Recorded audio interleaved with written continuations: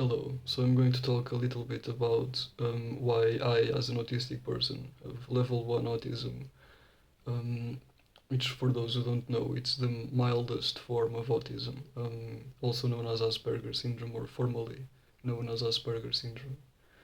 Um, why I have so many difficulties making friends, I guess, or why I don't take that topic very. I don't think it's very important to me. And but why it has become, I think, more difficult as an adult. As a kid, I was as introverted as I've always been, but I was able, because of the activities that kids participate in are more related to, social games and social activities, more in this case, like playing football, or um, playing tag, or going to someone's house, or you know doing sports. I was It was easier to participate in those activities because I liked them, I enjoyed them. So participating with kids my age, when I was 8, 9, 10, 12, maybe around 12, it became a little bit harder. It was easier to integrate and to participate and to be part of a group and all of that, because we shared the same interests. That was, you know, physical activities and running and jumping and all of that, kid stuff. But I always had an interest more than that for things that weren't really my age and that I really couldn't talk to about those interests and topics of mine with anyone, really. Aside from my father, when I was younger, then he liked listening to what I had to say, because I already had some information about things that I liked, and I used to study on my own things like, I had a phase where I really was into dinosaurs, another one that I was into planets of our solar system. I had another one. Um, I started with my kind of obsession with religion, um, from a young age. When I was about 11 or 12, I started realizing um, how interesting the study of religions is, and I really never stopped from there. I haven't studied religion as often as I wanted to because I have things to do now. Um, but anyway, then I had a phase about physics when I was about 13 to when I was about 18. I was really into physics, and so I had a few phases. But in adult age, it is really difficult, I think, to make friends and to continue, a relationship with someone, because especially for people like me who have very specific restricted interests and that are so the thing with autism.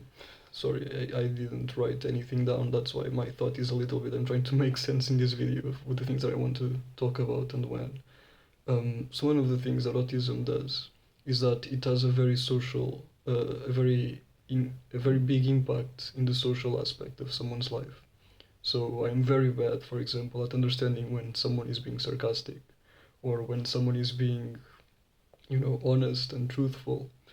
I have a problem reading social signs. I don't know if someone looking at me means that they're interested, or if they are want to talk to me, or if it's just a look. I have no idea. I can estimate, but I really don't know. So I am very literal in the way that I think usually.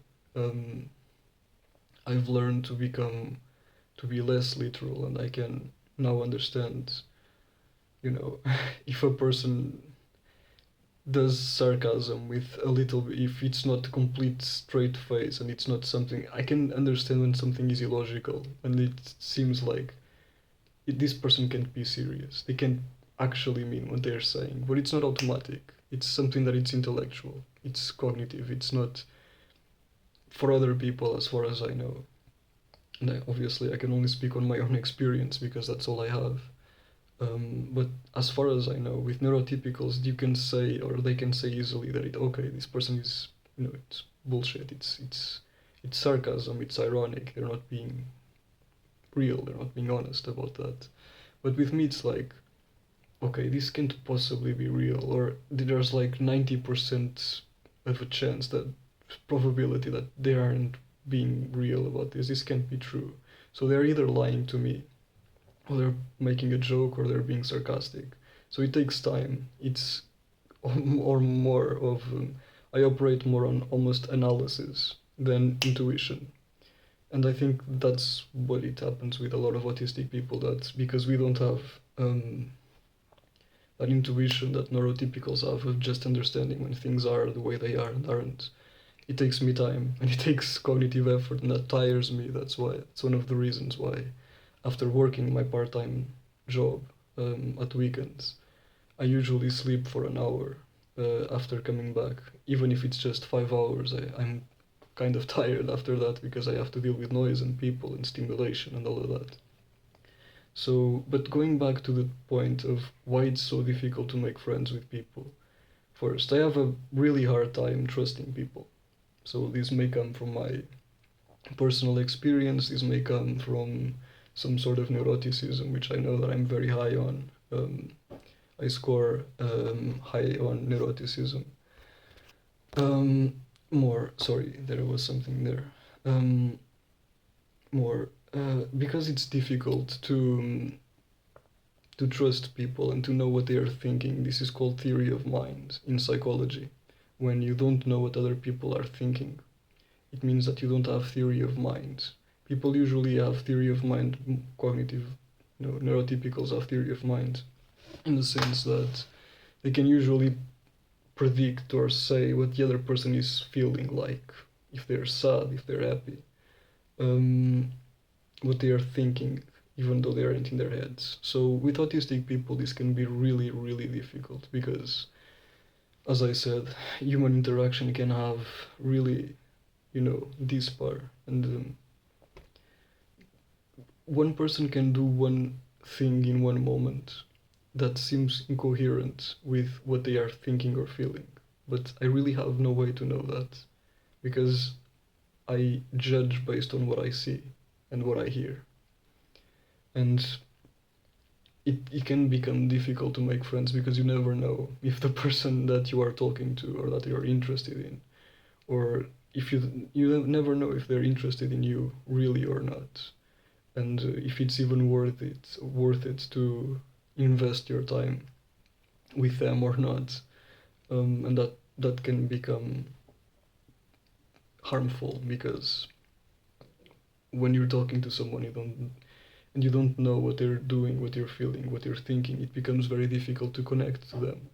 And the reverse can happen too, because you aren't always kind of alert. The other people can probably sense that you are not being, you're always like giving distance to them. So it can become difficult for them to get close to you too, because you are always pushing them. In a way, always giving like a barrier there. And I've had some experiences like this where I thought that people were friends and they seemed to care less about me than I care about them. And another thing that autistic people have, usually, I usually don't like to speak in as a group because everyone is different, but there are some characteristics that autistic people have in common. This lack of theory of mind is one of them. Lack of social understanding is another, as I said. But this another one is that when autistic people connect, when we like someone, we usually like a lot. So that's one of the reasons why it's important for me to be like safe, because I don't want to invest a lot in a person and then find out that the investment isn't reciprocal, that it's one-sided, that I've invested too much, that I'm really invested and the other person is not. Um, that's one of the reasons why I usually keep a barrier on people until I'm until more proof is given to me that I should actually invest on this person. Um, I actually think many people do this. I'm pretty sure most people do this, but I don't know if it's for the same reasons of not being able to understand theory of mind and what the other person is thinking and feeling and all of that. Um, because I've had this is personal experience, but it's true. I mean, even recently, I even made a video about it. I had an experience like that of, you know, making friends with someone for a few months and being really intense, and then it just ends, you know, one fight, one discussion, and it's over. And you are left thinking, like, are all people this way? Are all people like immature and socially or emotionally unstable, uh, unable to, you know, deal with problems and all of that? And I think it's true that the vast majority of people have a real problem with taking blame for their actions and accepting that they aren't correct all the time, that they do make mistakes, that and another thing that I think is that social media has boosted this feeling that it's so easy to meet new people today in the 21st century that you can befriend almost anyone. You can befriend anyone in the other side of the world. That it has become almost pointless to invest in relationships. That I think it's one of the reasons why I think that friendships and romantic relationships are kind of in danger or have so many problems and issues in our age. With the amount of videos on this topic, I think proves my point. Why people, why relationships fail so much, and why do people not accept responsibilities? Why is everyone so childish? And there are many videos like this, and I think everyone can see it on Instagram or YouTube. Um, I think social media has a lot of blame for this. That is, yeah, that it's just simple to, it's easier to to not invest as much, to not have so much work and trouble, and then, you know, meet someone on the other side of the world and keep talking by message or something like that, than actually putting in the time and investing. Um, so every relationship is very superficial, or it seems very superficial. Even relationships that are like years long, sometimes the smallest thing can break them apart. And I actually had that I had that example at least twice that I think of a friend of mine when I was like 9 or 10 years old. I've met that person since I was a kid, so even for like 8 or 9 years that I had met that person, and one day they just simply disappeared, and we never talked again, and I have no idea why. For example, that's real. That happened. Like we used to play football almost every day. I used to go to his house. He was my best friend, and I'm pretty sure I was his best friend. And then suddenly, like overnight, I have no idea why. I still don't know. I don't know if I said anything. I don't know if I did anything that he didn't like. I have no idea. So you can lose people very easily, and it's really strange sometimes. Um, the other example is a friend that I had since high school, and when we went to college, we had a discussion, a fight about something that he had done, and we never spoke again. So like 4 years down the toilet for nothing, for a discussion that it was a clear mistake that shouldn't have happened. So people are very unreasonable, really. It's one of the reasons why I really don't like um, people that much. Even though it's strange because I'm going to be a psychologist, hopefully not a clinical psychologist, more something like a neuroscientist or neuropsychologist. But one of the reasons why it's so risky to make friends and to invest in people is because they can just leave you like that, and it really bothers me because sometimes you find people that are like really fun and they're like, oh, this person is a good person. You can judge their characters, you can judge their actions, the way they speak, their interests, and wow, they're interesting. They're people with culture, and they're interested in having interesting conversations, and uh, you know, they're good people. and you invest in them, and then they just sometimes they just leave. Um, it's really, yeah, it's really unfortunate, I think. And I'm not completely sure why this happens. Again, I blame social media. A lot of it, I blame it on social media. I blame on this new version of love and commitment that is kind of almost irrelevant to people. As I said, it's almost like marriages don't last anymore. Relationships are very superficial. You speak to someone for a few weeks or months or even years and then they just go away, or it's all very superficial. Like you speak with someone maybe once a month or once a week or once every 2 weeks. I have a few friendships that are like that, but I understand that they are superficial. What I wasn't expecting, for example, are relationships that I've been on for years that actually turn out to be superficial, and I had no idea about that. So people are very fragile. I think are very most people are very fragile. Most people can't hear a no, um, and I'm not sure why this is. I don't know. I think YouTube and Instagram and many influencers and many podcasts have actually like exacerbated and perpetuated this idea that people are supposed to serve you instead of being like in a symbiotic relationship where you have a friend and that friend has you, so you both have each other, and you can talk and you can go for a coffee, you can play darts and snooker and all of that. Um, it's almost like this person is only valuable as much as it can be of use to me. And the moment that person shouts at me for doing something wrong, then I'm gone, because that person is no longer of use to me. And this is really, I think it's debilitating to the society, because it takes away the trust that people can have in one another.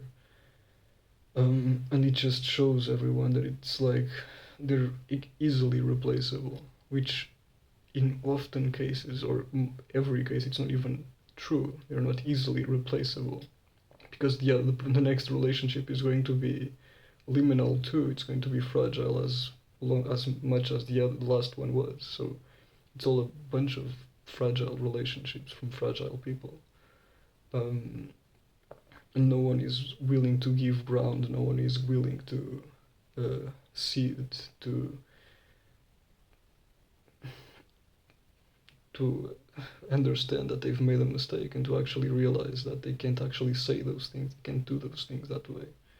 And no one, it's easier to move on, let's say, than actually dialogue, participating in dialogue. And it really pisses me off.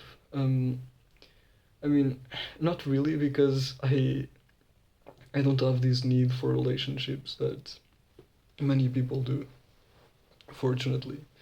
I'm fine on my own. I have my own interests. I can read my books. I can go for my walks.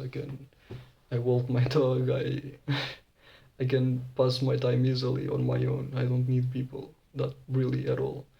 Um, but it does kind of like suck to know that the people that are around you and that you have no choice but sharing space with are often so, you know, emotionally damaged, or think of you as more of an object to pass time as until they have a better object to entertain them, you know.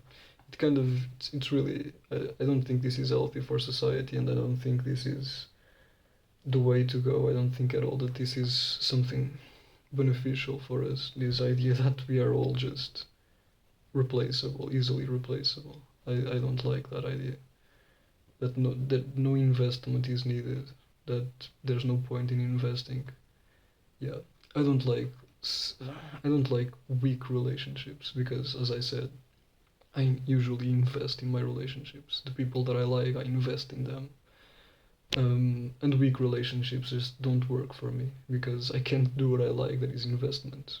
A weak relationship really serves no purpose to me. I don't see the point to invest energy and time in someone that it's even easier to fade away than any other person. I don't see the point in that.